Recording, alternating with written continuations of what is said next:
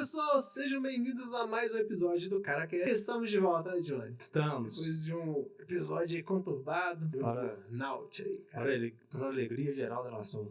De muita pergunta aí, e hoje eu quero responder por que eu tive que dar essa parada, né, cara? Eu tava com muitos projetos em cima do outro simultaneamente, eu não consegui dar continuidade. Então, o podcast eu tive que dar uma parada, isso aqui consome muito tempo, é bem pesado pra criar, tá, gente? Criar pauta, vocês viram aí. E hoje eu tô com duas moças aqui, a Tracy, né, já apareceu aqui, e a Josi, né, a nossa convidada especial de hoje aqui. A Josi é fono, a Tracy, né, o pessoal já conhece, especialista aqui, talvez a maior especialista da nossa região aqui em autismo. Sejam bem-vindos, meninas. Obrigada, é um prazer estar aqui de novo e poder bater um papo mais uma vez. E hoje a gente vai falar sobre um tema, a gente até falou, né, sobre um pouco de autismo no nosso primeiro episódio, só que hoje a gente vai falar sobre autismo e comunicação, a nossa especialista aí, nossa fono. Josi, é um prazer estar com você aqui. Queria que você contasse um pouquinho mais da sua carreira aí, onde eu consigo te encontrar aqui dentro de Caratinga. Você atende aqui também, né, lá Desenvolver, junto com a Tracy. Isso. Muito obrigada pelo convite. Agradeço a Tracy. Eu atendo com a Tracy já tem um tempinho. Não atendo só na Desenvolver, também estou na Unimed. Com a Tracy já tem há 6 anos. Trabalho na Unimed, estou na Desenvolver com a Tracy. Hoje é minha paixão com o autismo.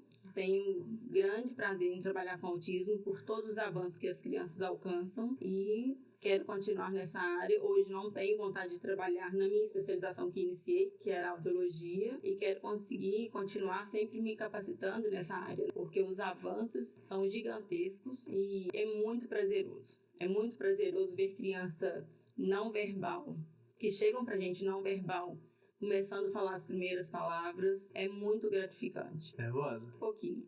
Pode ficar tranquilo, isso vai se tornar um bate-papo, tá? Daqui a pouco você tá batendo papo, esquecendo que as câmeras existem aqui. Olha só, um dos motivos de ter te chamado de volta aqui, né? A gente tá trabalhando junto hoje, em parceria lá no Desenvolver, tô trabalhando com você lá. E o outro é que depois do seu episódio, uma das coisas que mais me chamou a atenção é que depois que a gente faz um episódio de determinado assunto, a gente começa a ter um filtro, né? Tem muita gente que filhos têm autismo e eu não sabia. E depois comecei a observar que tinha algumas pessoas que até entraram em contato comigo. Meu filho não tem, não, de gastar falando que tem alguns sintomas lá e tal, mas meu filho não é doido, não. Umas palavras até fortes. Mas depois de um tempo, esses pais foram buscar ajuda, não sei se com você, mas foram buscar ajuda no mercado e descobriram que realmente os filhos deles foram diagnosticados com TEA.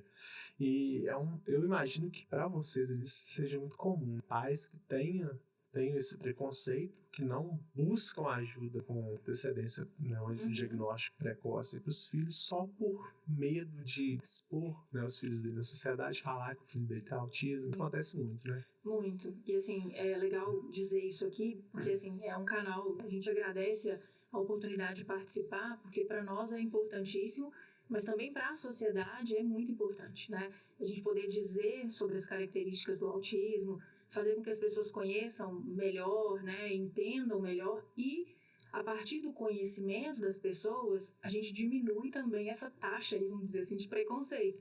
Porque o preconceito é justamente uma falta de conhecimento. Então eu emito um conceito sobre alguma coisa que eu não sei, né, que eu não entendo ainda. E aqui a gente tem a oportunidade de trazer de uma forma clara, né, aberta, né, que as pessoas possam ter acesso mesmo a essas informações, verificar em casa, ajudar outras pessoas no meio em que convivem, né? E entender também que, assim, primeiro que o autismo não é uma doença. Acho que é o primeiro ponto que a gente precisa já deixar marcado. Então, assim, autismo não é uma doença. Então, a gente não tem que ter também esse preconceito. Mas meu filho é doente, meu filho é doido, né? São palavras que realmente não cabem e não tem nada a ver com o transtorno do espectro do autismo. E tem até um caso, né, especial que uma colega minha, ela tem um filho com quase 5 anos já, 4, 5 anos. E a vida toda todo mundo falava, a menina é muito pirracento, é muito bagunceiro, realmente não dá paz pra ela. Ela sempre levou isso como uma coisa assim, meu filho é desse jeito, mas nunca buscou por ter preconceito. Uma das pessoas que me falou dessa forma, meu filho não é doido, não vou buscar nada disso, ele é só agitado demais. Acho que um ponto legal também assim, muias vezes é o preconceito, mas por dentro, né, a gente que acaba ouvindo esses relatos dos pais, a gente passa a entender também que é um pouco de medo. Esse receio de ter que lidar com uma coisa que eu não sei o que é. Nem imagino que dimensão ter um filho ou uma filha que está dentro de um diagnóstico, né, que é um diagnóstico, não é uma gripe que acontece e acaba. É um diagnóstico que eu vou ter que conviver para toda a vida. Então eu vou ter que entender melhor sobre isso. Então os pais se assustam, né? E também por se embasarem nessa ideia do estereótipo do autismo, né? Então assim, autismo é aquela pessoa que não fala, não interage, que se balança ou que faz movimento e pronto, é isso. E só isso, não é só isso, né? Então a partir do momento que eu conheço melhor, eu consigo também entender que, talvez até que meu filho possa ter algumas características e o que eu posso fazer neste momento de intervenção ou de ajuda para facilitar esse caminho dele, né? E hoje a gente vai falar de alguns temas aqui, porque tem alguns sinais, né, que a gente pode observar ou deixar de ouvir, né, algumas coisas que vai mostrando pra gente se ele pode ter algum tipo de indício a ter diagnóstico ou não. Então, em casa, os pais podem começar a observar, né, com mais cuidado. A gente vai falar também sobre diagnóstico precoce, a importância dele, né, mas vamos entrar aqui no assunto de comunicação, voltado aqui para Josi. O autismo, como ele afeta a comunicação? Vamos falar o que é a comunicação, na verdade. A comunicação é toda troca de informação. E como ele afeta nessa comunicação? O autismo, na verdade, essa criança não tem interação. Então, se a criança não tem interação, ela não terá uma comunicação. Ela não vai ter essa comunicação através de fala, de voz, de comunicação através de palavras. Então, sim, existem vários tipos de comunicação, mas como ele não tem essa interação, ele não vai ter comunicação através de palavras. Ele pode ter, sim, comunicação através de expressões, através de gestos, através, que é um jeito de comunicar, que é puxando os pais, que isso é muito comum deles. Eu quero um brinquedo, eu vou puxar minha mãe até aquele brinquedo, é um tipo de comunicação, mas ele não vai ter aquela comunicação. Não é todo caso, que tem muito autista que fala, e tem aquela fala inteligível, que é muito perfeita, por sinal, mas quando você faz algum tipo de pergunta para ele, ele não consegue te responder com coerência, que eles têm essa dificuldade. Mas eles não têm, eles não conseguem ter trocas. Então, a maior dificuldade deles é ter troca de turno. Então, assim, tem vários tipos de comunicação, que eu vou estar explicando mais para frente, mas a maior dificuldade, o que o autismo afeta na comunicação, é nessa interação, né? Que a comunicação depende da interação. De uma forma mais contextualizada, assim, então, assim, literalmente ele puxa o pai e a mãe, né, pela roupa, ele não aponta algum objeto, seria isso? Isso mesmo. E esse apontar é uma habilidade que a gente necessita, que a fala necessita, é um pré-requisito para alcançar a fala. Então, assim, na terapia, a gente vai trabalhar esse apontar para a gente estimular a fala. Então, é uma das habilidades que a gente vai começar a trabalhar para a criança desenvolver a fala. E é legal a gente citar, assim, essa ideia, né? Porque muitas vezes os pais nem percebem, né? Uma das perguntas que a gente faz, às vezes, na primeira sessão com os pais é como que seu filho te pede as coisas que ele quer, né? E aí, às vezes, essa é a resposta. Ele me puxa, ele me leva. Ou então, não, ele é tão independente que ele mesmo vai lá e pega, né? Ele vai e pega água, pega uma madeira, pega... Então, assim, por que será que ele não te pede, né? Por que ele te olha para te pedir, né? Não, ele me puxa pela mão e leva. E aí a gente vai percebendo que existe alguma coisa nessa comunicação expressiva aí dessa criança que está prejudicada, né? Ele não fala ainda, mas ele se comunica super bem. Às vezes eles dizem assim, né, Josi? Se comunica super bem, ele me puxa e me leva para me mostrar o que ele quer. E eu entendo. Eu entendo tudo que ele fala. Eu entendo tudo que ele fala, né? Então, assim, esse entendo tudo também a gente precisa entender, né? Então, você entende porque tá ali o tempo todo com aquela criança, porque você já conhece quais são os gostos, quais são as necessidades que ela apresenta ali no dia a dia. Mas uma outra pessoa na sua casa entenderia da mesma forma que você, né? Isso é a comunicação. Quando eu falo aqui com vocês, fica fácil de entender porque nós usamos o mesmo código, né? Nós trocamos as mesmas mensagens, vocês conseguem entender dentro disso que eu me coloco, né? E aí fica fácil essa troca, né? E aí, né, com essas crianças já, se a gente coloca uma terceira pessoa aí nesse meio, isso dificilmente vai acontecer. A pessoa vai passar um aperto ali, vamos dizer assim, né? Então, posso dizer que isso seria o primeiro sinal em relação à comunicação? Essa questão de apontar seria um dos mais fortes? Ou... Não sei se o mais forte, Tem. né? Mas assim, é um dos, como a gente disse, são pré-requisitos, né? Tudo no desenvolvimento infantil, ele vai, eu costumo dizer, subindo degraus, né? Uhum. Vai avançando e ficando mais complexo. Então, inicialmente, pensando na fala, né? Eu primeiro tenho que ter intenção de comunicar. Né? E essa é uma das coisas que está prejudicada no autismo, a intenção comunicativa. Né? Muitas vezes é uma intenção baixa. Então, uma pessoa com TEA, ela não tem nem intenção. Se ela não... Ou baixa, né? A gente não pode sempre generalizar e dizer que é para todos. Mas é uma baixa ou um déficit nessa intenção de comunicar. Então, se ele tem essa baixa, dificilmente ele vai buscar fazer isso. Uhum. Então, falta intenção, falta gestos comunicativos. Então, você vai ver que eu falo aqui o tempo todo, a minha mão parece um carnaval, de tanto que ela mexe. Né?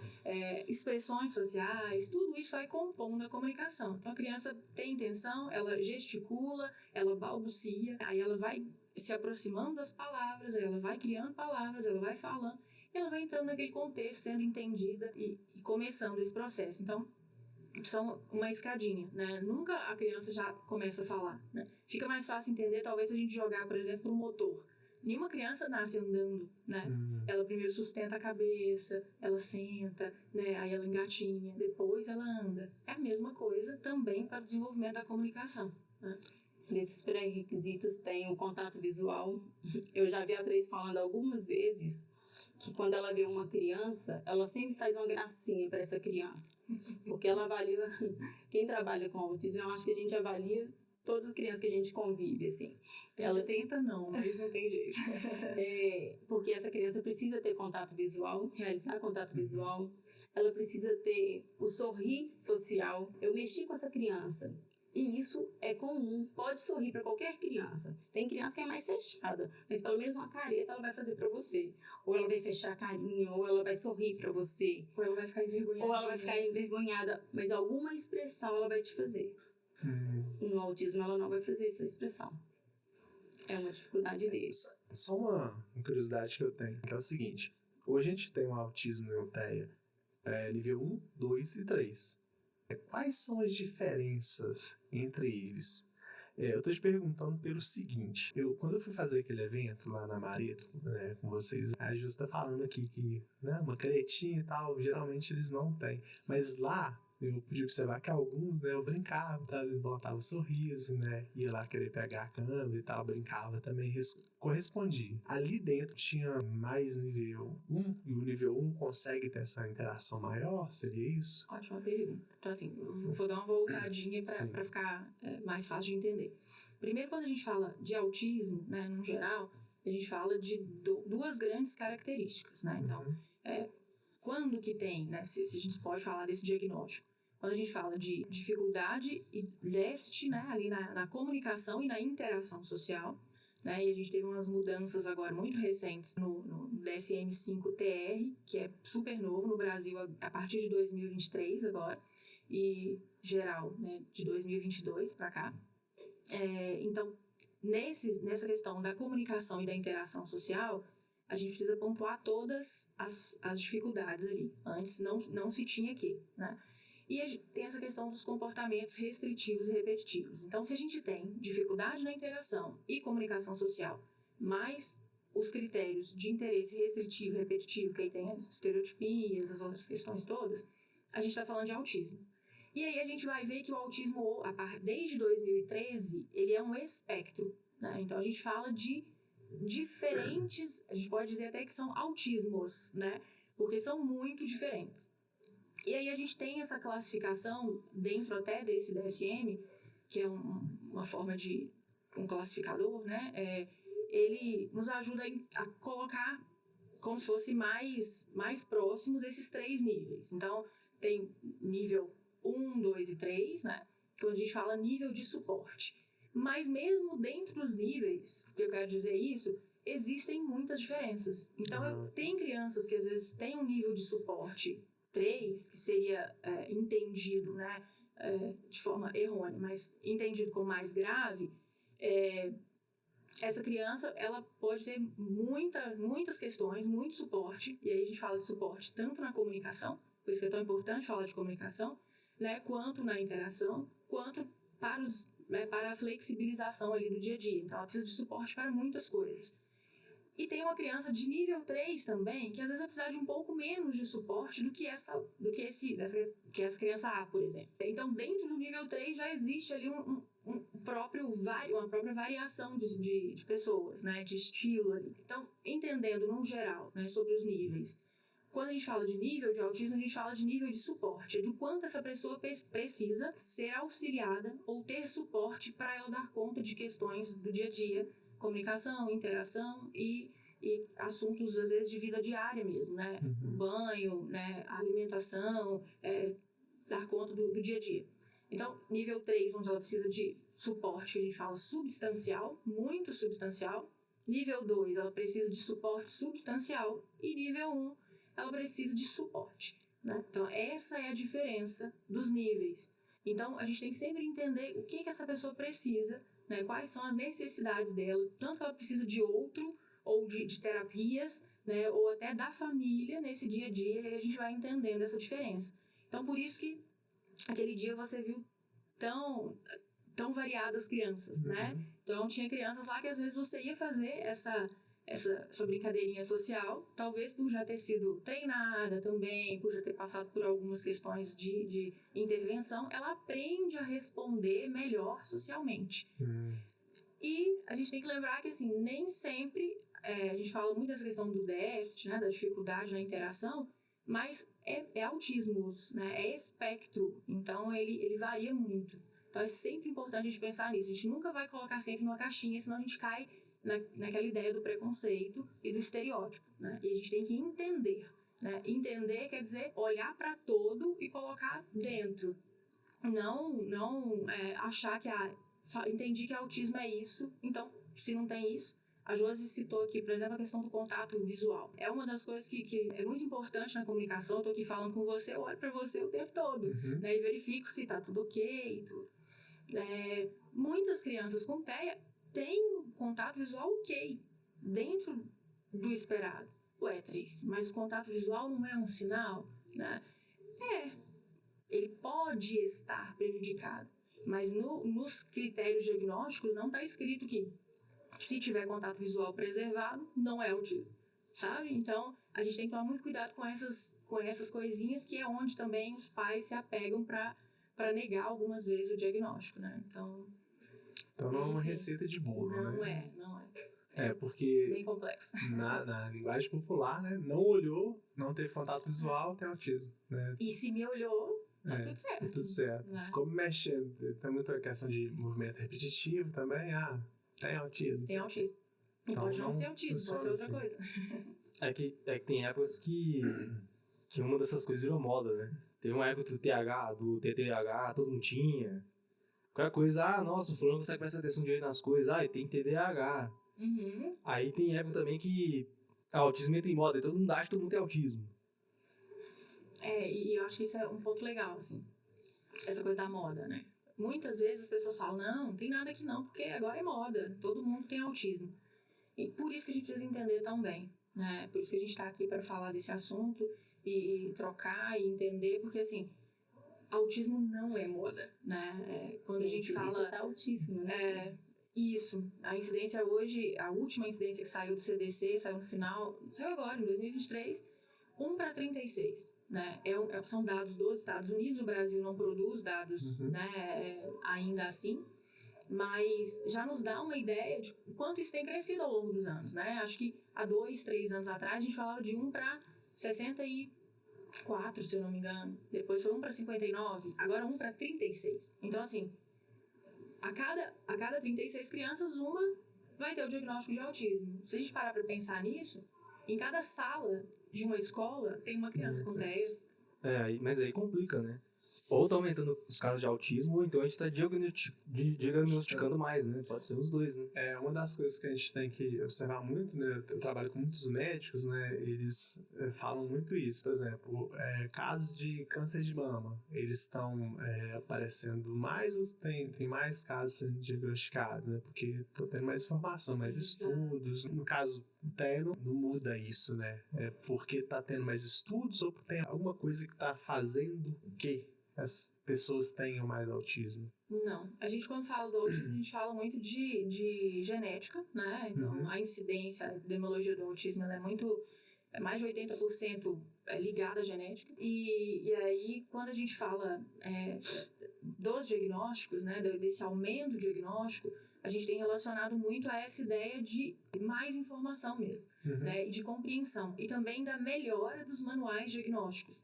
Então, às vezes, uma pessoa que está hoje no nível 1 do TEA, né, e que às vezes tem algumas questões que às vezes passariam, né, há anos atrás sem diagnóstico de autismo, com certeza. Porque não era autismo? Não, né, era. Só não se tinha ainda clareza que naquela proporção poderia gerar prejuízos ali, dificuldades no dia a dia. Que esse é um outro ponto legal que eu acho que vale a pena dizer. Tendo aqueles pontos que eu disse, né, para o diagnóstico, ainda também tem que existir outras questões. Primeiro, aparecer precocemente. Então, o autismo ele é um transtorno do neurodesenvolvimento, né? Eu não tinha nenhuma dificuldade de comunicação, de interação, e de repente agora, acho que eu tenho autismo, né? Mas eu nunca tive problema. Na infância era tudo certo. Então, não tem como, né? Você pode ter outra coisa. Autismo tem que aparecer lá. E tem que gerar prejuízo, né, para a vida dessa pessoa. Às vezes não são prejuízos tão grandes quanto a gente consegue visualizar no nível 3 de suporte, mas são prejuízos, né? Então, enfim, né, essa pegada aí, e tanto por isso que a gente tem, além dos diagnósticos na infância sendo aumentados, a gente também tem diagnósticos em adulto, né, acontecendo. Isso acontece muito no desenvolver? Você pega muitos casos assim de adultos? Nós temos um foco muito mais na infância, né? O nosso trabalho ele é mais voltado para a infância, mas a gente ouve muito, né? E também tem essa questão dos pais, que às vezes, através do diagnóstico dos filhos, né, conseguem perceber algumas características em si, procuram essa questão diagnóstica e conseguem entender, às vezes, que ou realmente estão dentro, né, do diagnóstico, ou às vezes fazem parte do que a gente chama de espectro ampliado, né? Quando você tem alguns traços, né, mas não configura todas as nuances ali que eu citei para que se esteja dentro do diagnóstico, para que se feche o diagnóstico, vamos dizer assim. Entendeu? É por isso que episódios como esse ajudam demais também. Informação, igual eu te falei, pelo menos 3 famílias que eu conheço buscaram ajuda depois do episódio que você veio aqui. Mas vamos voltar lá um pouquinho mais na questão de comunicação. Só para deixar um pouco mais claro, então, quais que são as diferenças na comunicação do aspecto? Quais são as diferenças da comunicação? Da comunicação. Temos a comunicação verbal, que é a comunicação que é através da fala, né, por palavras. Temos a comunicação não verbal, onde não utiliza palavras, mas pode utilizar expressões, pode utilizar gestos. E temos, nessa não verbal também pode utilizar imagens, figuras. E temos a comunicação alternativa, aumentativa alternativa ou suplementar alternativa. E temos, falando de comunicação, temos a ecolalia também, que nas pesquisas falam também que é um tipo de comunicação. Só que, se for falar de comunicação, é uma comunicação que a criança repete o que ela escutou, sempre a última palavra que ela escutou, ou a última frase que ela escutou, só que a gente não pode considerar que é uma comunicação porque ela não é uma troca, é só uma repetição. São esses tipos de comunicação que nós temos. Tá, a gente consegue deixar um pouco mais claro o que seria cada tipo de comunicação dessa? Por exemplo, você falou a questão de apontar, no caso essa é não verbal, é uma das não verbais. Você falou também expressões, como que seriam essas expressões, né? O pai e a mãe que estão escutando a gente ali em casa, que tipo de expressões são essas que você pode estar olhando pro seu filho agora e entendendo isso? são expressões faciais. A comunicação não verbal são expressões, comunicação através de expressões. Só que muitas vezes eles vão ter dificuldade de realizar essas expressões faciais. São dificuldades que eles irão ter, que muitas vezes o autista eles têm essa dificuldade até de entender expressões faciais. Eles têm dificuldade de entender algumas gírias, né? Eu falo que gírias com eles, metáforas com eles não funcionam. E essas expressões que eu estou falando é expressões faciais mesmo. Você fazer expressões faciais com ele, ele não vai te responder através de expressões. São essas dificuldades que ele irá ter. Tá, entendi. No caso, você faz uma expressão de negativa pro seu filho, ele não consegue te responder. Ele não vai te responder. Tipo, você tá com o telefone na mão, eu faço assim. Entendi. A depender do que a gente já teve de experiência, talvez você vai soltar o telefone e deixar ali, porque você sabe que aquilo significa um não mexe aí, né? Mas, às vezes, é difícil para nossa criança interpretar esse contexto, fazer esse rastreio aí desse sinal, né? Que é expressivo. E que o legal é que a gente acaba unindo tudo isso, né? Ó, eu tô aqui, gesto, falando, contato visual, mais expressão, mais... Né? Então, tudo isso é sintetizado para uma boa comunicação. Então, quando eu quero ser bem compreendida, eu costumo lançar a mão de várias dessas coisas para me comunicar. Né? E aí as pessoas com TEA às vezes têm dificuldade de utilizar tudo isso, de engajar tudo isso de uma forma conectada ali, né? Então, fica mais... É um dos pontos que a gente coloca aí como dificuldade também, né? Da comunicação. Você falou em relação ao desenho, eles costumam também desenhar e tentar passar isso como um tipo de comunicação? Como que seria isso? Temos crianças que são muito visuais. Então, são habilidades que podemos trabalhar com eles e criar, não só que eles comunicam através de desenho, e alguns têm muita habilidade em desenhos e podem sim representar em desenhos, ou alguns que assistem televisão e conseguir representar em desenhos. Ou a gente pode comunicar com eles através de rotinas através de ir em banheiro. Se a criança tem dificuldade de ir ao banheiro, a gente pode criar rotinas para a criança aprender a ir ao banheiro e fazer essas rotinas colocando na parede do banheiro ou colocando na nossa geladeira alguma rotina diária para a criança. É um jeito de comunicar, que ele vai estar ali comunicando com a gente, tanto nós comunicando com ele e eles tentando comunicar com a gente, por ser muito visuais. Ah, tá. Então essa comunicação de desenho, né, serve também para os pais, às vezes, fazer uma coisa um pouco mais visual para eles entenderem um comando. Seria basicamente isso. Eu entendi que eles faziam os desenhos e tentavam se comunicar com os pais de alguns... Não, mas não. Então é uma comunicação mútua aí, né? Isso. Bacana. E só para deixar um pouco mais claro, então, o que é essa ecolalia? O que seria isso? Assim, tenta deixar um pouco mais claro, pessoal que está escutando a gente, assim, com às vezes um exemplo mais prático. Ecolalia, ele vai usar repetições. Muitas vezes ele vai repetir e costuma ser... ele repete por várias vezes. Se eu falei bom dia, muitas vezes ele escutou eu falando bom dia e ele vai repetir esse bom dia várias vezes. Ele repete ou uma palavra ou uma frase da última vez que ele escutou, a última palavra que ele escutou. Então, são repetições de frases ou palavras que a criança escutou. E aí até é legal porque, assim, ela não gera aí uma continuidade, né? Então, vamos supor que, como o exemplo da Josi falou, né? Bom dia, tudo bem? Aí, às vezes, em vez dela me responder, tudo bem, e você? Né? Que seria uma troca interativa. Né? O que seria, nesse caso, a ecolalia? Bom dia, tudo bem? Aí, ó, tudo bem, tudo bem, tudo bem. Ela ia ficar, às vezes, naquela resposta, né? E a gente fala que tem algumas diferenças, né, de ecolalia. Que é a imediata, né, a tardia, e tem a mitigada também. Então, assim, a imediata é isso, né? Falei, ele tá, né, dando essa... Tudo bem, acabei de ouvir. E a gente vê muito também no consultório essa tardia, né? Que as crianças às vezes veem no desenho, né, Josi? E trazem essa fala pra ouvir a Peppa falando alguma coisa lá, a fala da Peppa, oi papai Pig. Aí ele chega no consultório, oi papai Pig, brincando, oi papai Pig, oi papai Pig. aquilo não vai, porque assim, é só é realmente um eco, né, do que foi ouvido em algum momento, mas não gera... Consegue narrar a história do desenho todinho. Ele vai falar perfeitamente a história daquele desenho todinho. E vai repetir aquilo várias vezes. Mas se você perguntar, se você tentar ter um diálogo com ele, ele não vai te responder sobre aquele desenho. Ele não consegue, por isso que não é uma comunicação.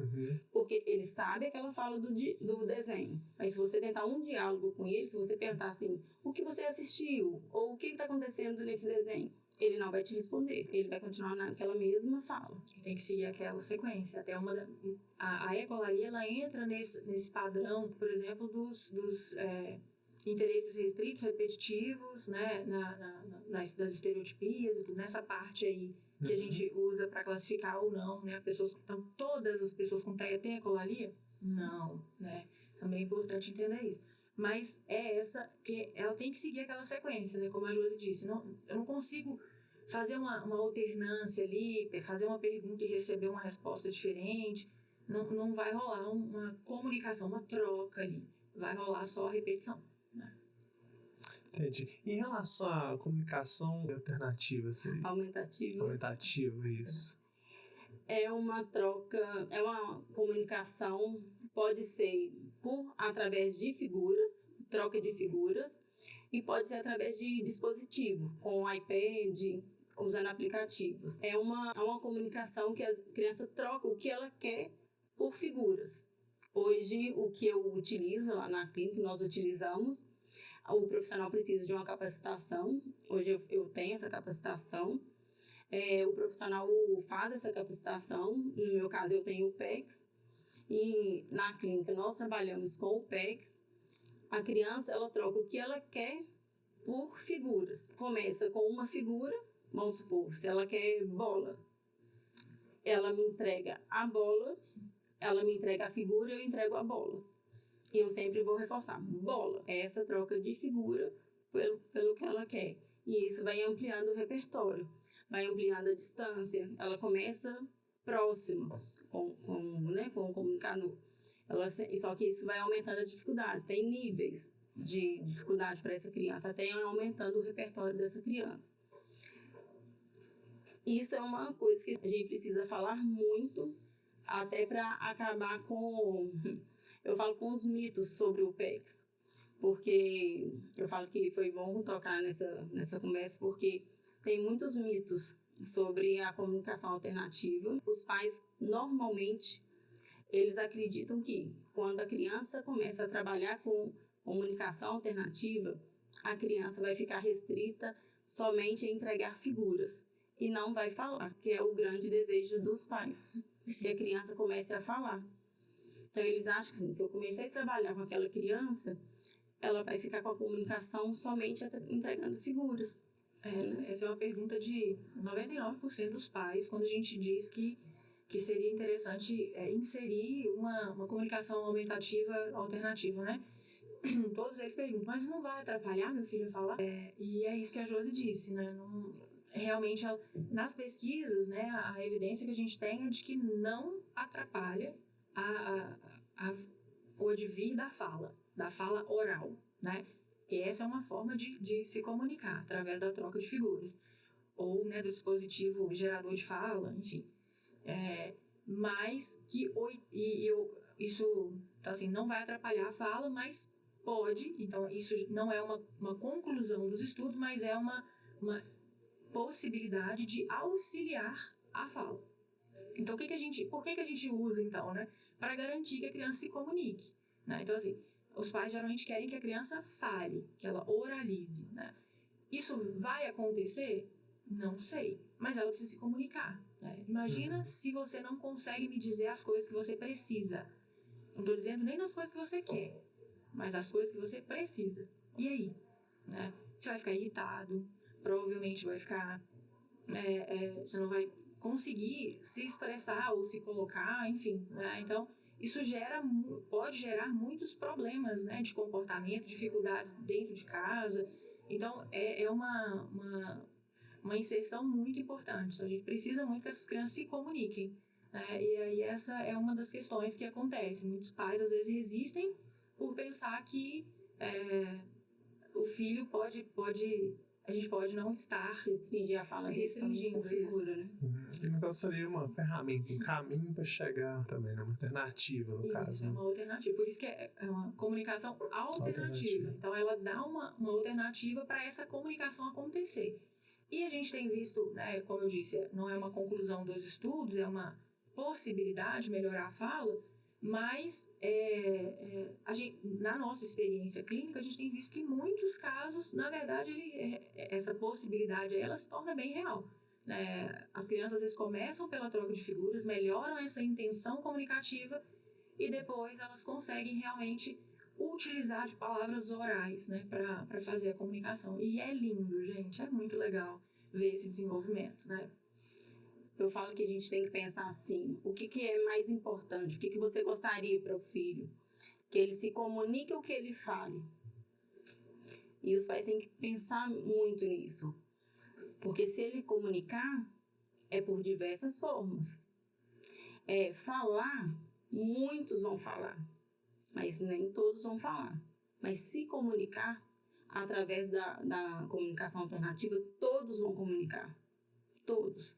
Mesmo que seja através da comunicação alternativa. E falar, a gente não pode garantir que todos vão falar. Então, assim, se tiver que fazer essa escolha, que faça ela com consciência. E que essa fala pode vir através da comunicação alternativa. E quando ela vem, é muito bacana e é muito prazeroso. Só que não adianta somente eu, a Tracy, os ATs trabalharem com a comunicação alternativa. A gente ensina para os pais e esse trabalho tem que ser em conjunto. A criança normalmente vai levar a pasta para casa e tem que ser trabalhada em casa. E é muito gratificante. Nós temos um caso de uma criança que veio para nós com 5 anos, né? E que não falava e as primeiras palavras começaram a sair. E assim... 5 anos? 5 anos. E se for olhar, muitas pessoas falam assim, que 5 anos não poderia falar, que não iria falar, né? Porque tem as fases. Ele fala, o repertório dele está ampliando cada vez mais e tudo através do PECS. Então, assim, vem a fala, todos vão falar, a gente não pode garantir, mas que a fala vem, pode vir, e isso é uma consequência, trabalhando certo, e é muito bacana. Mas, assim, uma coisa que a gente garante, o comportamento inadequado diminui, porque a criança conseguindo se comunicar, isso melhora muito, porque se eu não consigo me comunicar, eu vou ter comportamento inadequado. A gente consegue melhorar a interação da criança, ela vai ter uma independência. Então, assim, faz muito sentido começar a trabalhar a comunicação alternativa. Vale muito a pena. E de tudo que eu tô vendo nos últimos meses aí sobre autismo, não é a criança autista, né? É a família autista, que você precisa realmente fazer tratamento da família inteira, né? Sim. Ela tem que estar completa interação com a criança, que isso não resolve, né? Não. E isso é um ponto legal, porque assim, por isso é tão legal estarmos as duas aqui, né? Porque assim, se pensa que a terapia de fala, né? A questão da comunicação, então é uma coisa mais da fono, né? Sim, né? A especialidade é muito mais da fono nesse sentido, mas a gente faz aí, né, lá na clínica um trabalho conjunto e é importantíssimo, né, Josi? Uma vai auxiliando a outra nessas questões e a gente juntas, né, faz isso com a família para que as famílias também aprendam, né, a como fazer, porque não adianta eu te dar uma forma de se comunicar que só funciona com uma pessoa, né? Eu quero que você consiga fazer isso com o máximo de pessoas ao seu redor. Então, fazer isso em casa, fazer isso na escola, né? Mas é um processo e é um processo que precisa de treino e constância, como tudo no autismo, né? A gente precisa de constância e muita dedicação, porque senão as coisas não acontecem. Não tem nada, né, muito fácil assim, não. Não é mágica, né? Não tem que ter muito trabalho aí, né, por trás disso aí. E tem algum outro tipo de comunicação que a gente pode estar passando aí também para os pais e mães aí que estão ouvindo a gente? Alguma outra que a gente deixou de falar? Tem o POD, que é uma comunicação também, só que ele utiliza o vocabulário através do iPad. tem alguns lugares que utilizam a Libras, né, que é a comunicação através dos sinais. Só que, assim, o que nós trabalhamos mesmo seria o PEX. Bacana. Então, com Libras também existe É possível. Só que, assim, a gente tem que pensar, quando a gente pensa em Libras, é que munir o que a gente quer, né? Que essa comunicação seja um aparato para uma interação. Então, quando a gente fala disso, nem todas as pessoas também estão preparadas para se comunicar com outra, vou pegar Libras, que é a língua brasileira de sinais, né? Mas em outro país teria que usar outros sinais. E, pensando no autismo, grande parte das pessoas com TEA tem dificuldades motoras marcantes. E a língua de sinais, ela tem uma exigência motora bem importante, né? São gestos, às vezes, muito finos, né? Então, isso pode também dificultar na implementação, né? Já quando a gente fala desses outros dispositivos, da troca de figuras e dos dispositivos geradores de fala, que seria apertar um botãozinho ali e aquela fala, né, sai para a criança, tem uma exigência motora menor. Então, geralmente, a gente inicia o processo por esses que têm uma demanda menor e que se imagina que a criança vai conseguir fluir melhor. Mas a Libras é uma possibilidade também, né? Bacana. E uma dúvida que eu imagino que todo mundo que vá lá, né, fazer algum tipo de tratamento que vocês tenham também. É uma criança típica, né? Quando eu devo, assim, entender que ela já deva estar tendo que buscar algum tipo de tratamento? Qual que é o tempo ideal de fala, de comunicação dela? Não fala, mas comunicação. O que seriam os primeiros sinais ali? Com quantos anos? A gente sabe que a gente tem os marcos do desenvolvimento, mas não é que tem o tempo ideal para estar procurando. Mas levando em conta a fala, uma criança com 1 ano e meio, ela teria que estar falando de 30... Com 1 ano, a criança tem que estar falando pelo menos 30 palavras. Com 1 ano? Com 1 ano, mas são palavras, pelo menos papá, dá, que sejam palavras, o que eu falo muito com os pais, que eles falam comigo assim, mas mamãe, ela tá falando. Eu falo que tem que estar falando errado, mas a criança tem que estar falando. Então, assim, com 1 ano, a criança tem que estar falando papá, dá, mamã, quer, água, que seja água, mas a criança tem que estar falando. Aos 2 anos, a criança tem que estar falando um repertório de até 150 palavras. E fazendo frases, né? E fazendo frases. Eu quero, né? Já unindo quero água, né? Quero água. Juntando 2 palavras. Uma coisa que eu ouvi muito nos últimos tempos foi culpando muito a pandemia. Essas crianças tiveram uma exposição muito grande de televisão, muito grande, só que isso não justifica. Encher o consultório com atraso de fala? Sim. Mas será que todo mundo usou máscara na pandemia? Até os pais com essas crianças em casa estavam de máscara? Que tiveram, sim, atraso de fala, elas tiveram. Que um atraso de fala vai ser diferente com uma criança com autismo. Uma criança com autismo pode ter um atraso de fala, né? Elas podem ter distorções nas falas, pode ter trocas de fonemas, mas uma criança não falar, e isso é uma coisa que tem que até os pais serem orientados por profissionais da saúde, isso aconteceu. Não, elas estão com 2 anos, mas não falam porque foi a pandemia. Criança de pandemia. Chega muito essa frase agora. É criança de pandemia.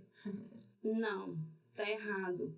Uma criança de 2 anos, ela tem que estar falando pelo menos 150 palavras, que seja errada. Ela tem que ter contato visual, ela tem que ter intenção comunicativa. Ela tem que estar apontando. Ela quer a televisão, ela quer uma água, ela quer um bichinho, ela quer brincar. Essa criança tem que sentar para estar brincando. A criança perdeu tudo isso na pandemia. Então, assim, a criança não tem nenhuma habilidade dessa. Então, vamos procurar, tem alguma coisa errada. Essa criança já bate uma palminha, ela já dá um tchau, às vezes ela manda um beijo. Aquelas gracinhas que a gente pede muito pros bebês fazerem, né? E que todo mundo acha o máximo, né? Quando eles fazem. Então, isso é estimular o desenvolvimento e é entender se isso não está acontecendo, né? Se acontece numa proporção, às vezes, que não está tão adequada, a gente precisa ficar de olho. Ah, quer dizer que não está fazendo já é autismo? Não, né? Acho que assim, o diagnóstico de autismo é um diagnóstico sério, né? Então, antes a gente vai investigar todas essas questões, mas esses sinais, eles precisam ser vistos nessa idade, né? Bebês, né? E acho que é uma coisa legal da gente, né, falar esses marcos para que as pessoas também saibam e fiquem atentas, né? Pais de crianças pequenas aí, né? E se atentem, porque se tem alguma coisa fora aí, né, ou não está acontecendo, uma ou outra coisa, pode ser que ele vai alcançar depois, mas não fique nessa ideia de, mas é assim mesmo, ou ele tem preguiça. Acontece muito. São muito chamados de preguiçosos. Não, ele tem preguiça de falar. Não, ele é mais assim mesmo, mais tímido.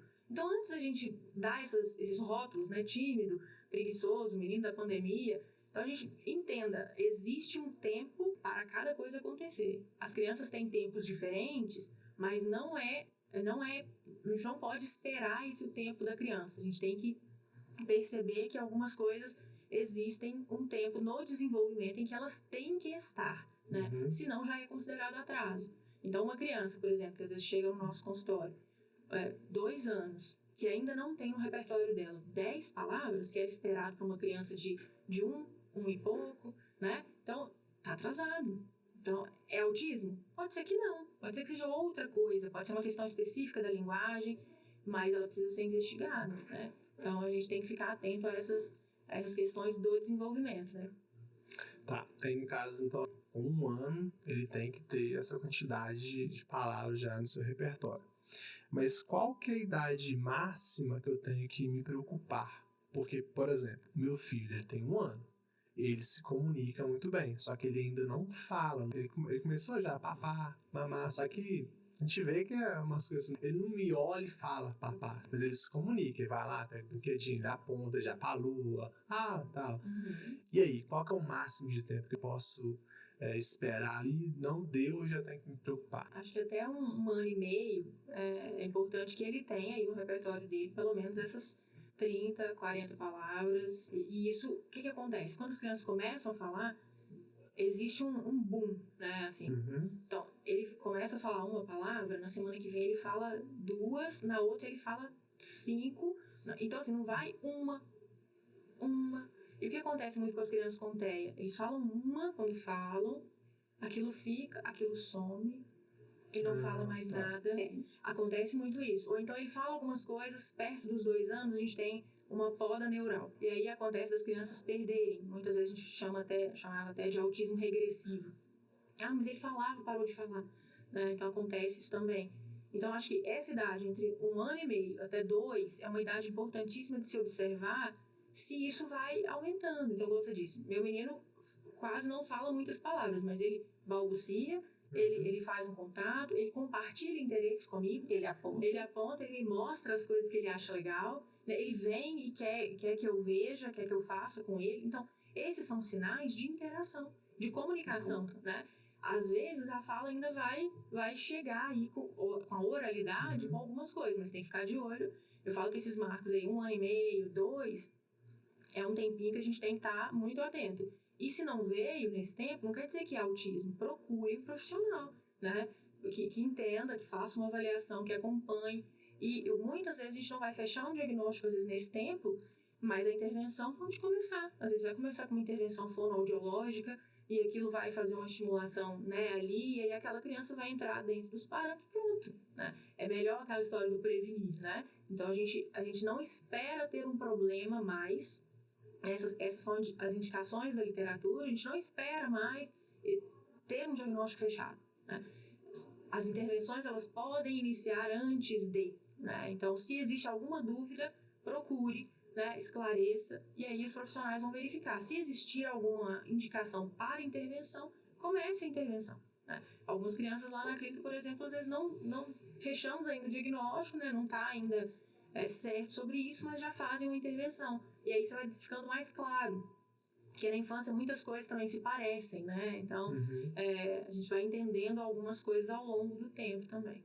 Falo que é muito normal, muito comum dos pais irem pro Google, né? Aham. Eu falo que quando os pais chegam, eles já sabem tudo, eles já foram no Google e realmente o autismo está muito comum. Então, assim, eles já chegam perguntando se é autista ou falando que não é. Porque, ó, não fala, mas ele está apontando. Não fala, Já vai mas com receitinho de bolo. com receita. Mas ele olha no olho. Ele olha no olho, ou ele não fala, mas ele não fica mexendo. Ele não balança, ele não tem nenhuma estereotipia. Eles sabem o que é estereotipia, e eu falo que eles sabem tudo. Mas assim, será que essa criança tem toda a estrutura orofacial correta? Está tudo adequado? Tem toda a musculatura dela, está toda funcional? A criança precisa fazer uma avaliação, a gente precisa fazer uma avaliação dessa criança. A gente tem que descartar o autismo, mas precisa fazer essa avaliação. A Atriz falou de 1 ano e meio, eu acho que no máximo 1 ano e meio, até 2 anos pode esperar. Mas a criança, com 1 ano e meio, ela era para estar começando a juntar já essas palavrinhas, até Sim. quer água, mas é o máximo que pode esperar. Então tá, então vamos lá. Com 1 ano e meio, meu filho já não tá ainda montando frases, unindo palavras, eu já tenho que me preocupar, já devo buscar uma avaliação. Uhum. É uma avaliação. Isso. Porque aí, assim, né, ele precisa estar com algumas palavrinhas, mas às vezes ele não tá ainda formando as frases, mas ele já tem uma quantidade de vocabulário maior, né? Então isso também já ajuda. E aí ele vai aprendendo o que unir ali. Mas a gente tem que ir analisando tudo isso. Por isso que é importante avaliar, né? Não dá para falar uma coisa geral. O que existe de geral é isso. Fiquem de olho até essa idade. De 1 ano e meio a gente espera aí essa quantidade de vocabulário aumentando assim, de quase que diário, né, Josi? Então, um dia eu faço avaliação de bebês também, né, do desenvolvimento de bebês. E aí, um dia desse, tive acompanhando uma criança, né, que até tem um irmão, né, com TEA, então, crianças que têm irmãos com TEA ou com algum outro diagnóstico, é muito importante que elas façam, né, um acompanhamento do desenvolvimento, né, que vão ali 1 ano, 1 ano e meio, e a gente vai rastreando tudo isso para ver se está ficando tudo ok, porque talvez a gente consiga agir antes, né? E aí, nessa avaliação, eu consegui encontrar com a criança em 1 semana e fui fazer a devolutiva para os pais, daí 2 semanas, né? Teve uma intercorrência. Quando eu fui fazer a devolutiva, já era assim, mais 15, 20 palavras da listinha que eu tinha coletado. Então, é muito acelerado quando a criança começa realmente esse processo da fala, né? Ela vai ganhando muitas palavras. Então, isso também é uma coisa importante a gente perceber como é que está esse ritmo. Mas, assim, não fiquem preocupados com isso no sentido de, meu Deus, você não está ganhando rápido, então meu filho tem alguma coisa. Não, perceba esses nortes, né? Da quantidade aí até os 18 meses. E fique de olho nas outras questões também comunicativas, como a gente disse, nas expressões, nos gestos, né? Acho que isso é o que é mais válido, porque a gente também não quer ficar encontrando problemas, mas a gente também não quer deixar de ver quando eles existem, né? O meu filho mesmo, mais velho aqui do meio, na verdade, ele passou por isso que você está falando, né? Ele demorou um pouquinho para falar, mas na hora que começou a falar, bom. Aí não para mais, meu Deus do céu, agora. Mas eu vou encaixar agora com uma pergunta, acho que vai ser bem interessante, porque você falou muito disso aí, da questão do tratamento precoce. Eu, como falei, tem algumas famílias que buscaram a ajuda agora, mas passaram muito tempo, né? O menino lá tem quase 4 anos. Se ele faz esse tratamento mais precoce, né? Ele vai ter um desenvolvimento melhor ou isso não vai mudar? Existem, né, alguns fatores que a gente fala que influenciam nesse prognóstico, né? Em como isso vai transcorrer ao longo, né, da vida dessa pessoa. Um desses fatores é o diagnóstico precoce. Então, crianças que são diagnosticadas, às vezes, assim, né, no 2º ano de vida, 3º ano de vida, elas vão ter mais chances de suporte e aí, por isso, podem aproveitar também janelas do desenvolvimento e da neuroplasticidade que são importantíssimas, né? Então, uma criança de 2 aprende, gente, numa velocidade de uma Ferrari, né? Então, assim, ela é uma máquina de aprender. E quando a gente usa esse tempo em que a criança tem a sua potência máxima para ensinar essas habilidades, a chance dela criar circuitos aí cerebrais, sinapses, caminhos que vão permanecer são muito maiores, né? Então, por isso que a gente fala muito desse diagnóstico precoce, porque ele nos dá mais tempo e um tempo de muita riqueza e de muita possibilidade para intervenção infantil. Momento ótimo. É um momento ótimo. Por isso que hoje a gente fala muito disso, de não deixar passar esses sinais, né? Porque se identifica alguma coisa ali, a gente já consegue fazer um grande trabalho. Agora, quer dizer que toda criança, isso é importante, que toda criança que começou uma intervenção precoce, né, ela vai, por exemplo, atingir a fala, né? Não quer dizer. Né? Uma porcentagem de pessoas com TEA não vão atingir a fala. Se eu não me engano, é 30%. Pode chegar a 30% das pessoas. Né? Então, pode ser que essa criança começou cedo, fez o trabalho, a gente fez ali a suplementação, fez tudo que estava ao alcance e dentro daquilo que a literatura nos orienta, mas pode ser que essa fala não chegue, mas ela vai melhorar em outras questões, vai poder se comunicar às vezes de uma outra forma, mas a oralidade, por exemplo, pode ser que não venha. Então, isso também é legal a gente pensar.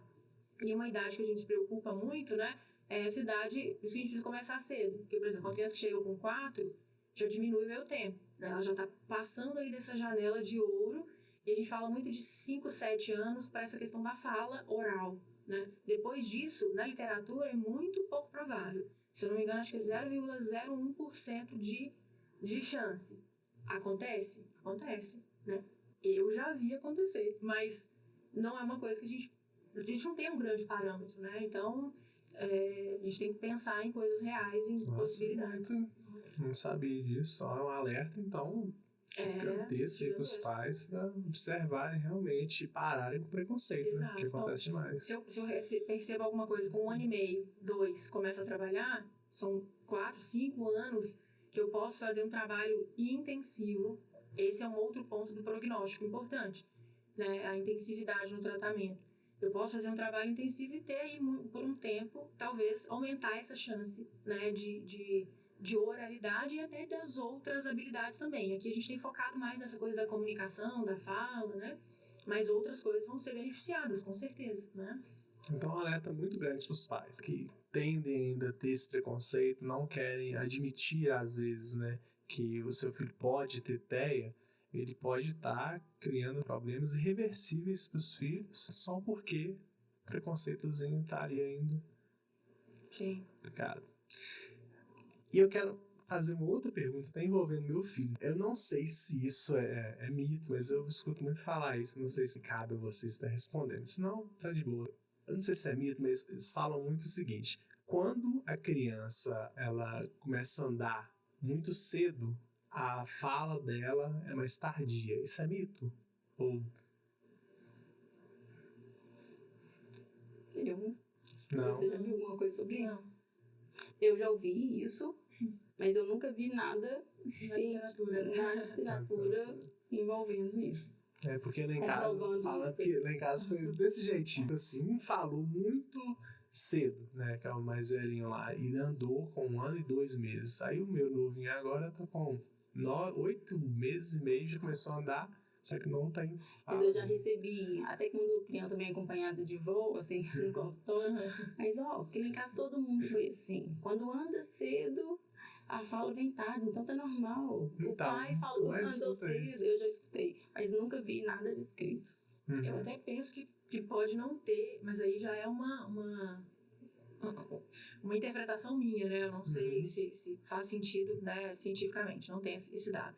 Mas o nosso desenvolvimento, ele é motor primeiro, né? Então, acho que nesse sentido, assim, espera-se que primeiro a criança vai ter esse controle motor e tudo, e depois, né, essa fala vai chegar aí em um contínuo, que é o desenvolvimento, né? Mas não acho que tenha essa questão de uma coisa vir primeiro que a outra.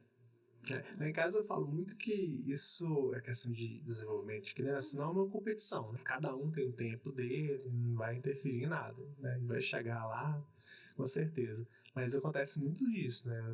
Tem pais aí que fazem uma verdadeira competição. Desde que esteja dentro desses marcos que a gente está dizendo, tá tudo certo. Exatamente. O problema é quando a gente passa disso que a gente tem que levantar o alerta. Mas assim, andou com 8, andou com 1, maravilha, tá dentro do que é esperado, né? Falou, falou com 8, falou com 1, começou as palavrinhas, tem intenção comunicativa, ok. Agora, isso não tá vindo, né? Eu percebo que, isso já devia estar aparecendo. Então, a gente tem que ficar de olho. Tá, outra coisinha que vocês comentaram aí também, né? Eu queria estar encaixado dentro disso aqui, seriam os filhos de pandemia.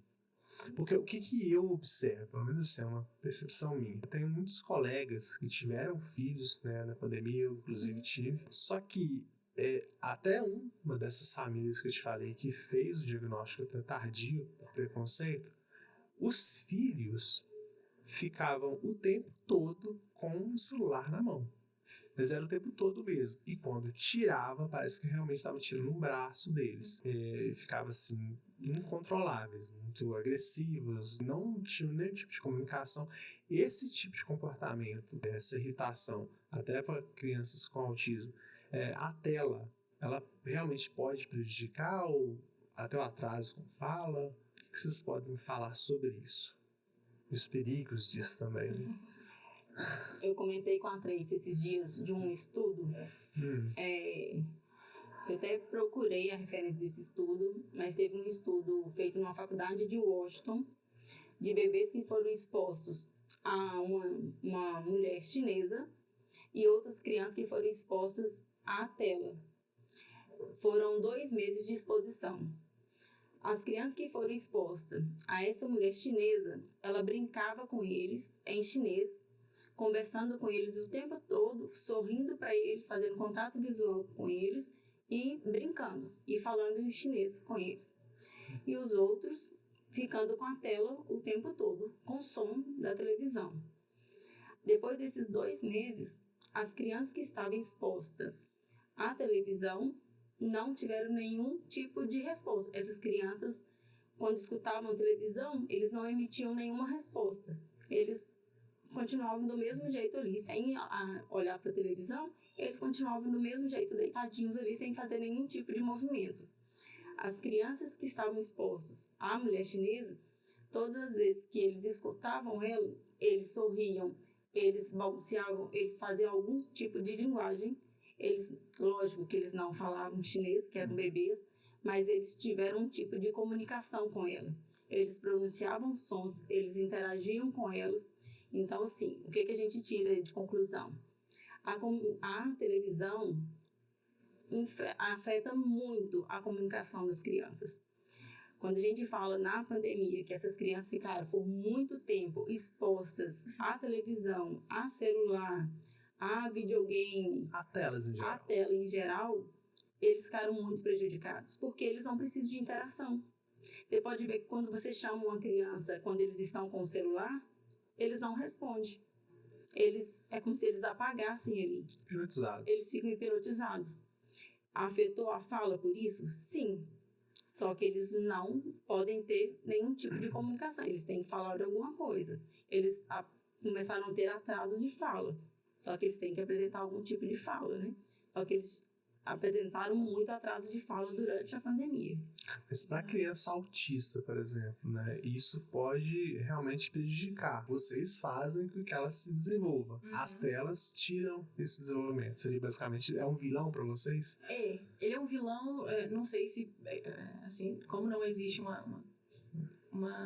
um dado, né, que eu posso dizer assim, que a televisão, a tela tira esse desenvolvimento, mas a tela ela substitui um momento que poderia ser riquíssimo de interação, que é muito desse exemplo que a Josi citou, né? Então, ele poderia estar brincando com outra criança, ou pelo menos tentando, com a mãe, com o pai, enfim, e às vezes vai estar lá na tela. A Sociedade Brasileira de Pediatria até indica que até os 2 anos a criança não tenha contato de nenhuma forma, né? Com tela. Então não é, eu deixo só uns 10 minutinhos, eu deixo 1 hora por dia.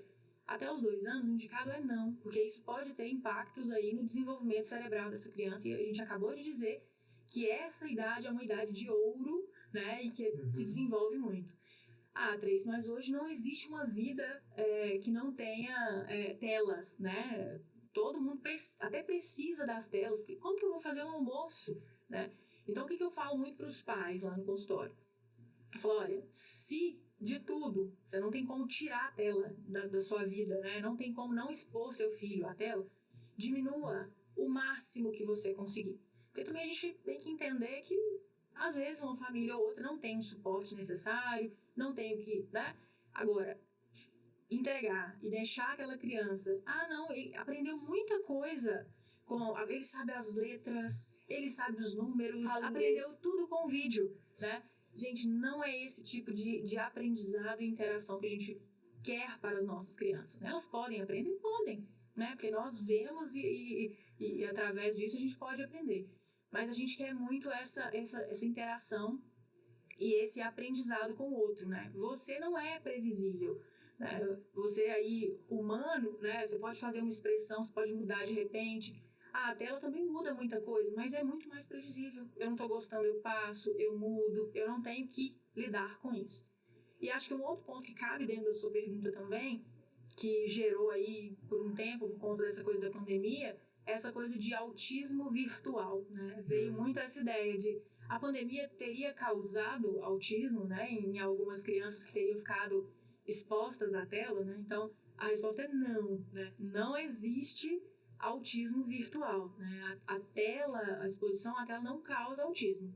Pode causar uma dificuldade, uma diminuição aí na capacidade, na habilidade dessa criança, porque ela não está desenvolvendo isso, né? Nós aprendemos. Mas o autismo, ele tem as suas questões, como a gente já explicou, genéticas, ambientais, mas até não existe autismo virtual. Isso é um erro e é importante que a gente saiba que não é assim que funciona. Não é só uma hipnose virtual mesmo, né? Porque realmente é preocupante. Quando eu era novo, o que acontecia? Por exemplo, ia ver televisão e eu tinha que esperar até a TV Globinho passar. Né? Eu tinha que esperar até aquele momento. Hoje não. A criança tá lá, tá no YouTube, ela vê a hora que ela quiser, pausa, assiste, volta. Então, ela não tem aquele momento de espera. Né? Então, acontece também que as crianças ficam muito ansiosas com isso. Eu conheço algumas crianças aí, né, filhos de colegas meus, que se naquele momento não tiver aquilo que ela quer, meu Deus do céu, o mundo tá acabando, tudo acabou. Então, tem essa questão da ansiedade também, né? Isso no TEA é mais prejudicial, porque a gente está falando de uma coisa muito delicada, né? Ali, como você falou, o tratamento precoce já é uma coisa muito interessante para ele, vai ajudar no desenvolvimento dele. Agora, imagina também essa questão até de gerar mais ansiedade para eles ali, porque isso é comum. Porque assim, hoje a gente percebe que até o ritmo, né, ele tem mudado geral, não só para as crianças, né? Você até estava falando aí inicialmente do seu ritmo, né? O quanto foi alterando e o quanto isso te prejudicou, né? Então, hoje a gente ouve áudio no 2 vezes, os vídeos que as crianças assistem, né, são 10 segundos, 15 segundos. Muitas crianças não dão conta de ver um vídeo grande, assistir um desenho completo, ela quer passar para o outro, para o outro, para o outro. Então, tem uma busca de recompensa e de prazer ali muito intensa, né? Não só para as crianças, mas também para nós, adultos. E isso faz com que a gente fique ansioso, né? Porque é uma busca de recompensa tão constante que eu não sei mais não ter, né? Que eu não sei mais aguardar até aquele momento. Então, essa coisa do momento de esperar o desenho, né? Eu sou dessa geração também, então eu tinha que esperar, né? Quer dizer que então eu tenho que fazer meu menino esperar. Tem, né? Hoje eles não esperam, por exemplo. Eu vejo muitas vezes lá, a gente acaba de terminar a sessão, quando o menino sai da nossa sala, a primeira coisa que a mãe faz, às vezes, é entregar. Então, assim, dificulta, sim, né? Não quer dizer que você não pode nunca. Não é isso que eu estou dizendo. As escolhas para o seu filho, eu sempre falo isso para as mães. São vocês que vão fazer, né? O nosso papel, enquanto terapeutas profissionais, é orientar. E dar a eles informações que sejam de qualidade para que eles possam tomar as melhores decisões acerca de como criar os próprios filhos. Mas, assim, que as telas não ajudam, né? E aí a Sociedade Brasileira de Pediatria coloca o quê? Que a partir dos 2 anos isso vai aumentando um pouquinho o tempo de tela ao longo dos anos, né? Mas hoje a gente vê o que? Criança com 5 anos, às vezes com 8 anos, que tem o próprio celular e que usa Mas eu o acho que dia. você tá um pouquinho atrasado. E E isso eles aí. acham o máximo, né? Eu conheço um menino que tem menos de 2 anos e já tem o celular E dele. ele Já. consegue colocar no YouTube sozinho, com Sozinho. 1 ano. Não, eu acho massa. Tem pai que chega. Ele Não, controla. você tem que ver. Meu filho já pega o dedinho assim, já arrasta, já sabe colocar no YouTube, Eles já aperta o falam. botãozinho. Ele não fala e consegue fazer Cara, se sozinho. você fosse exposto a isso aí, você também conseguiria fazer Sim, na sim. sua época. Você tá sendo. E aí, olha como é que é legal isso. Como que seu filho te pede? Foi uma das perguntas que a gente disse, né? Que Uhum. faz para os pais. Não, ele me puxa. Mas quando ele pega o celular, ele consegue fazer isso, que é o mesmo gesto que ele precisaria fazer para pedir água, por exemplo, né? Que é o apontar. Uhum. Ele consegue fazer isso para mudar e para chegar no videozinho lá que ele deseja, ou para alterar, ou pular o anúncio. A criança não assiste o anúncio, gente. Aham. Apareceu aquele negocinho do lado, ela consegue discriminar aquela tela toda e entender que é ali que ela tem que apertar para vir mais rápido, né? Então, assim, tá faltando a gente também entender aí algumas coisas e trabalhar algumas coisas com essa criança. Então, assim, ela tem esse movimento, vamos colocar isso no Na dia vida a real. dia, no que ela precisa, né? E evitar esse tempo, igual eu disse. Eu entendo que algumas famílias, às vezes, vão precisar disso, mas que seja o menor tempo possível. Essa é a nossa indicação. A gente não entende também que tem algumas famílias que não tem estrutura familiar nenhuma, não tem conhecimento, né? Uhum. Então a mãe tá lá, mãe solteira, né? Com o menino de colo lá, tá? Claro que Sim. foi escolha dela, não sei também, mas tem essa opção para ela, né? Talvez não consiga fazer com que o filho fique quieto de outra forma, fazer o almoço, né? Quem tá que pode julgar, né? Tem histórias e histórias, mas realmente isso é importante. Se conseguir reduzir, tá ótimo, porque não pode se transformar isso aqui numa babá. Que é o que a gente vê hoje realmente, assim, de forma quase que absoluta, né? É raro você ver uma família que não deixa o filho. Eu sou até a favor de ter algum certo contato, dependendo da idade, porque senão eu não sei o que vai acontecer. Porque a gente tá vivendo uma época hoje que tá chegando a inteligência artificial uma atrás da outra. Vai chegar um momento que se você não tiver isso aqui, a gente tá até conversando antes, né? Ou você tá dentro disso aqui, ou você vai perder espaço, às vezes uma fono, um psicólogo aí que não tem conhecimento, metade do conhecimento que vocês têm, mas sabe fazer uma dancinha nas redes sociais, vão ganhar espaço, então fazer o quê? Então, assim, acho que é importante a gente entender isso dentro né? A gente sempre tem que estar inserido, né? Acho que a cultura, o contexto, hoje ele é isso. Tanto que estamos todos aqui com os nossos aparelhos, né? Ninguém abriu mão de trazer né? aqui. Ter limite. Mas entender isso, que a interação com o outro, né, nos ajuda muito mais, né? Ontem mesmo assisti a um vídeo que falava sobre alguns aplicativos, enfim, e falava dessa dificuldade até dos adultos, né, de iniciar uma conversa, né, de manter uma conversa, porque não existe mais essa necessidade. Às vezes é uma coisa ali, oi, tchau, não sei o quê, e curte. Então, assim, curti, comentei, foi rápido, né? Então, assim, ótimo, né? Ter essas habilidades é importantíssimo hoje, para que a gente esteja dentro do meio e do convívio, porque hoje a internet, ela é significativa, mas ela não pode ser só, né? A gente tem que investir nessas outras habilidades, principalmente quando a gente fala de crianças, e aí quando elas estão sob nossa responsabilidade, né? Vamos voltar aqui para nossa comunicação com a Josi aqui. Josi, uma pergunta bem específica. O objetivo dela para o autismo. Qual que seria o objetivo da fono para o autismo? Primeiro, tem que analisar, esse autista chegou para mim por qual motivo? Ele tem só um atraso de fala? É um autista não verbal? Depende de qual autista que chegou para mim. Se for um autista que só tem atraso de fala, então, sim, eu vou trabalhar as habilidades de fala dele, instalando os fonemas talvez distorcidos, primeiro a gente tem que fazer toda uma avaliação daquela criança. Então, o objetivo daquela criança, aumentar o vocabulário daquela criança, independente de ser não verbal ou só com alteração na fala. Primeiro, fazer toda uma avaliação. Aquela criança tem capacidade de falar, ela consegue emitir a inspiração, ela consegue produzir fala, ela tem força de expiração para produzir fala, que muitas vezes a gente fica forçando a criança a falar e ela não tem força de expiração para produzir o som da fala. Então, a gente precisa fazer essa avaliação para ver se a criança tem força, se toda a estrutura dela está adequada para a gente conseguir produzir a voz. Talvez ela não tenha essa capacidade, então tem que fazer toda uma avaliação dessa criança e começar a trabalhar essa fala, aumentando o vocabulário, trabalhando as distorções da fala, trabalhando independência dessa criança e instalando palavras novas, aumentando esse vocabulário. A criança muitas vezes não consegue brincar. O brincar da criança, muitas vezes você consegue aumentar esse vocabulário. A gente está falando aqui na criança que tem o uso do celular.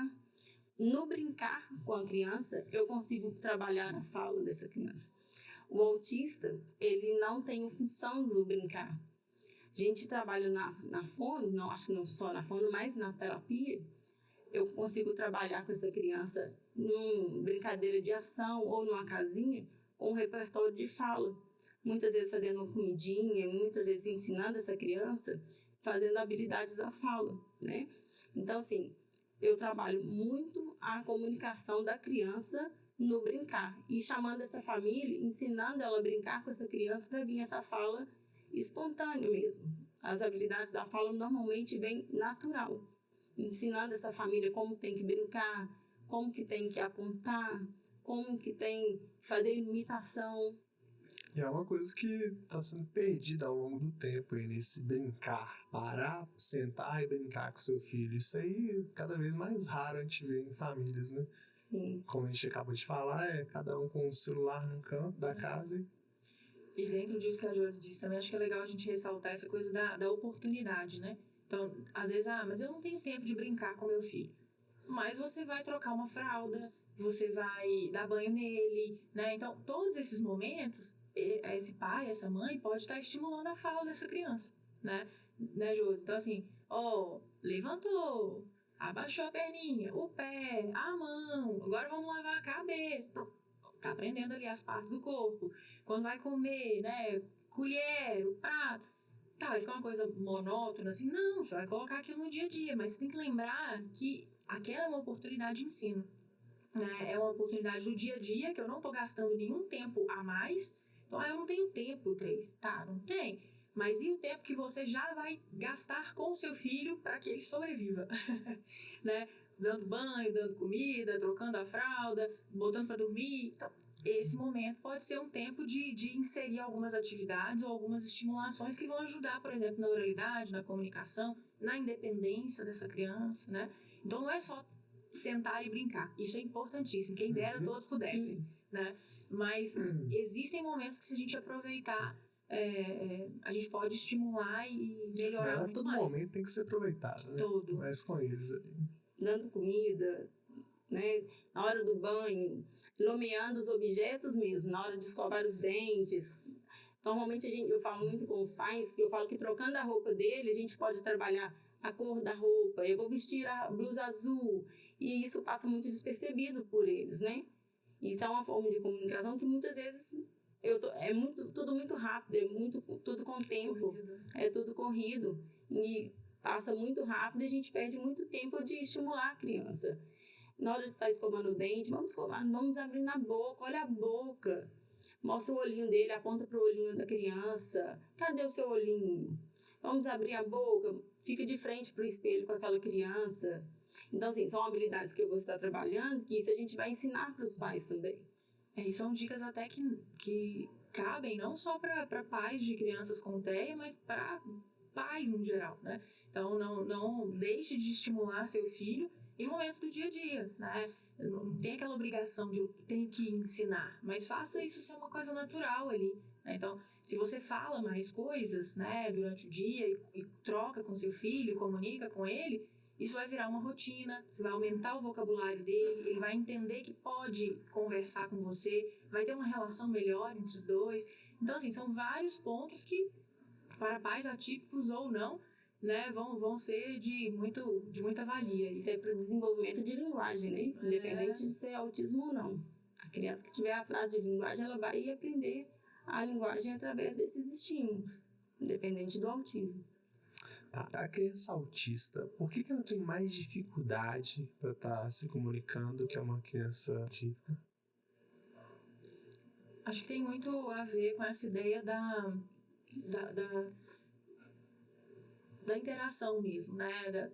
Que já existe um baixo interesse social. Então, quando eu não estou muito interessada em alguma coisa, eu dificilmente procuro sobre aquilo, né? Então, se eu não quero muito, e aí eu quero, né? Muito, entre aspas, trocar com você, eu não vou te ligar, não vou te mandar mensagem, não vou te procurar. Então, as crianças, elas têm essa baixa intenção comunicativa, né? Então, isso é uma das questões. E essas são questões, nas pesquisas, vistas até de diferença no cérebro, né? Na formação ali do cérebro. Então, a nível cerebral também tem. Existe uma diferença do cérebro de uma pessoa que tem TEA e de uma pessoa que não tem TEA. Você consegue ver ali alguns funcionamentos que são diferentes. Por exemplo, quando eu converso com você, eu faço essa tríade aqui, olho-boca, né? Então, eu faço um triângulozinho. Às vezes, uma pessoa com TEA, ela não vai focar a visão dela nesta tríade. Ela vai olhar, às vezes, para a pintinha do seu braço, e aí ela vai perder, olhando para a pintinha do seu braço, milhões de sinais comunicativos que você vai estar emitindo com os seus olhos, com a sua sobrancelha, com a sua face por completo, às vezes até com uma balançadinha de cabeça, que ele não vai ver por estar focado em outras questões, em outros pontos, às vezes até no próprio rosto, mas que não são essa tríade que nos dá a maior gama de informações, vamos dizer assim. Então, assim, já existe um redirecionamento também desse olhar, sabe? Então, tudo isso aí influencia e impacta, né, nessa comunicação, nesse interesse, né, nessa interação dessa pessoa. Então, são vários pontinhos que a gente poderia ir levantando aqui. Meninas, a Natália tá ali. É, Natália.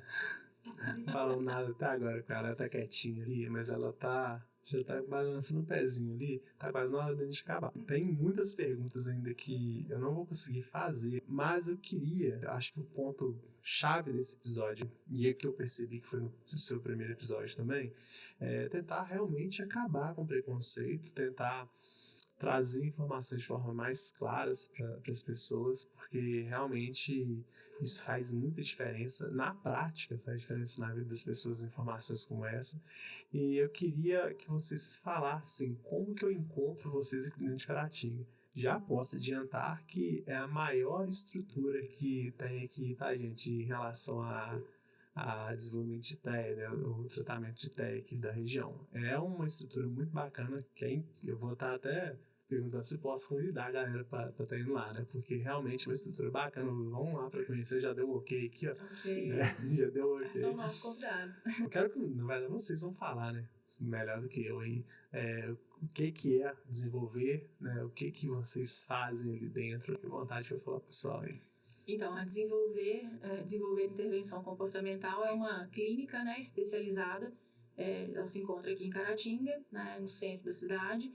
E a gente tem uma equipe que tem uma formação especializada, né, para o tratamento de pessoas com autismo, para intervenção no TEA. E a gente busca, né, esse olhar mais multiprofissional. Então, a Josi está na nossa equipe enquanto fono, né? Nós temos mais uma fono, a Luimara, temos 2 terapeutas ocupacionais, né? Temos psicopedagoga, temos um trabalho de musicalização, né? A gente tem então, assim, uma gama de pessoas, né? Uma equipe de psicólogas bem ampla, né? Que tem faz esse trabalho. E a gente também faz o trabalho com as acompanhantes terapêuticas que dão essa intensividade para o tratamento.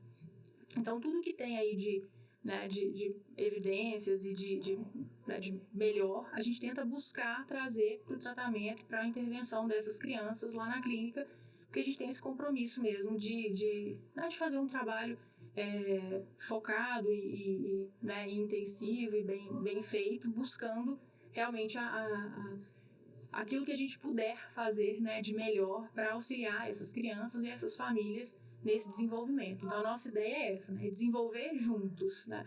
Então, não tem como ir sozinho. Então, não tem como só a Tracy fazer, só a Josi fazer. Então, vamos todas juntos, né? Com essas famílias aí tanto precisam desse auxílio, né? Você só atende lá na Desenvolver? Não. Também atendo na Unimed. Mas 3 vezes na semana eu tô com a 3 na Desenvolver. Eu falo que a 3 fala tudo, mas a Desenvolver, eu falo que é muito prazeroso estar lá com a 3. Porque ela fez com tudo com muito carinho, muito carinho.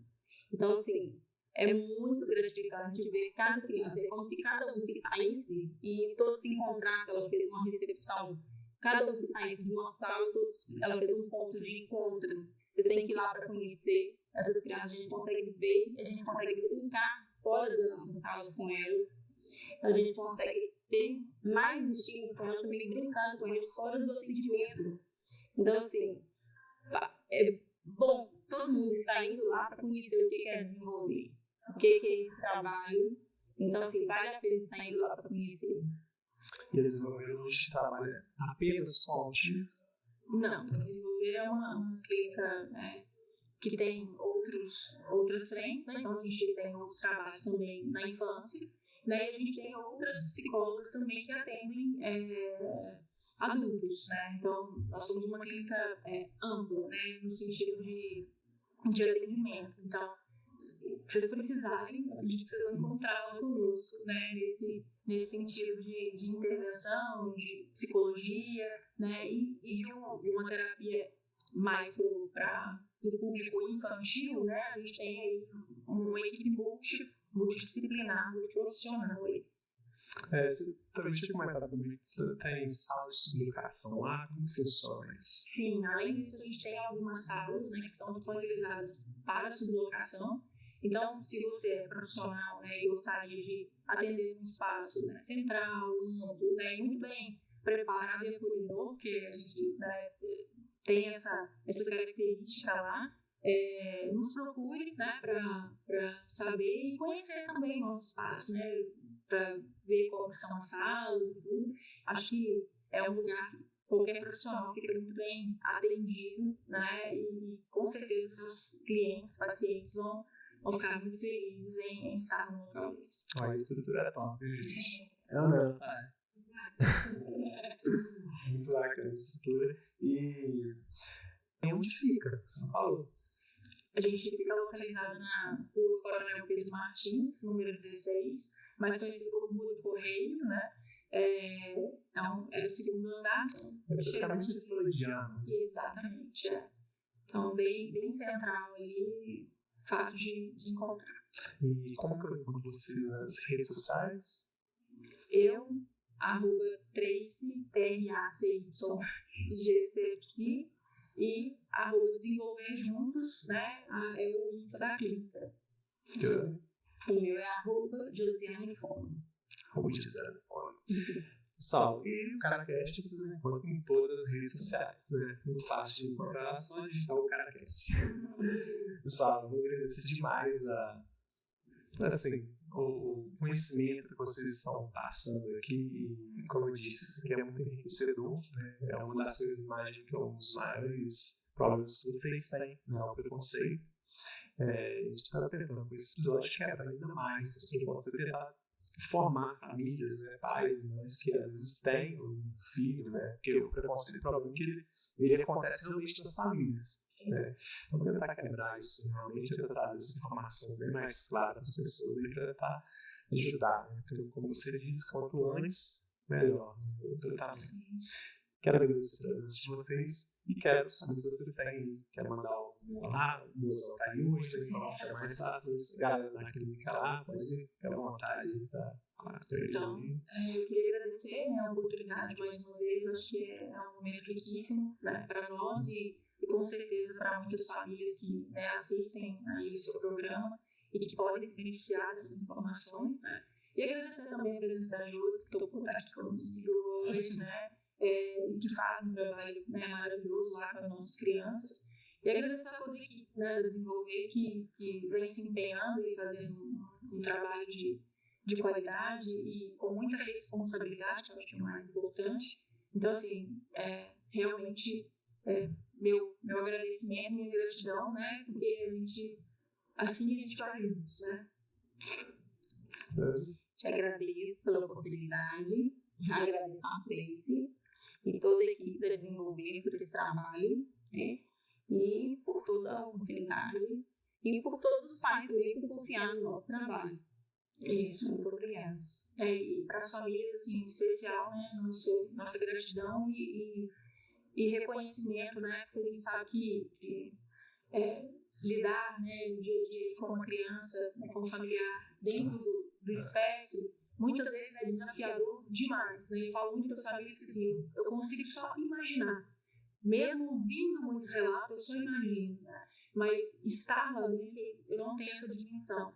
Mas eu sei que a gente pode, né, enquanto profissional, ajudar com as informações, ajudar com as intervenções, mas eles colocam junto de nós ali o que há de mais precioso na vida deles. Então, não há palavras, né, para agradecer e para né, solicitar que eles continuem aí confiança no nosso trabalho e trabalhando juntos. Né? Eu sempre falo muito isso, não dá para ir sozinho.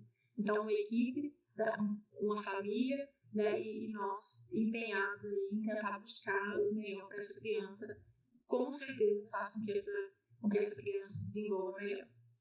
É isso aí. Pessoal, então vamos desenvolver juntos.